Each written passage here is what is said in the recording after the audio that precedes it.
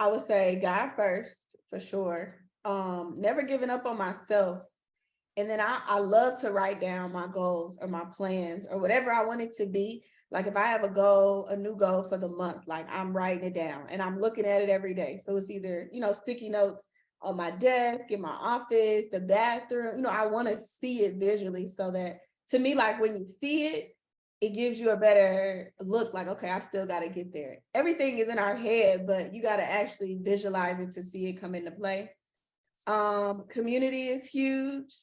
And then just not listening to any like negativity coming in. A lot of times when we're in different industries or we're trying to start new ventures, we'll hear about the bad, like, oh, there's no money in that, or oh, you're gonna go through these struggles. People are gonna tell you their negatives before they tell you their positives.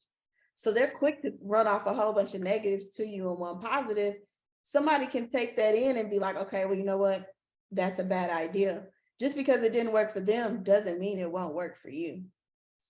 100%. And how did you go about building community in your first year? Honestly, it didn't really start until 2020, probably this year, beginning of this year.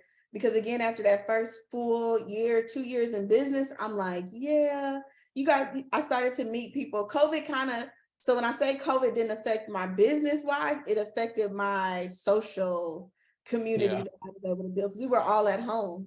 And so there were no like networking events. There were no, people weren't going to lunch or saying, hey, let's meet here. And so this year I'm like, you know what? In order for me to continue to grow, I need to surround myself with people who are doing what I'm doing, or surrounding myself with people who are even doing better than where I'm going so that I can, aspire to get there and figure out how that works. And so just reaching out, like literally, I've met and have had some of my best drivers from social media. Just reaching out, answering a message like, hey, you hiring? I am, going through the process. Some of my teammates now have literally reached out to me from social media like, hey, I like what you're doing. I want to be a part of it. I see where you're going with it. I want to help you in any kind of way. And I can circle that back to God too. I'll sit there and be like, for a while this summer, I'm like, God, I need assistance. I need help. This business is growing. It's too much for me and my husband. And literally, he sent two amazing individuals my way. And then, we've been growing and building since then. So without him, none of this is possible. Without speaking and saying what you want, none of it's possible either. And I want to ask, what are some systems that you have in place that you didn't have in the your first year of business, in terms of getting the bookings, in terms of looking for drivers, in terms of tracking the load, to receiving the payment, what are some systems that you have in place and you would recommend for someone starting that's important for them to, okay, you need to make sure you have this system, you need to have these websites, so you can be off and going. Yeah, so I didn't have like a structured driver qualification file when I started. It would be like, fill out this application, go take a drug test, send me your driver license, let's go.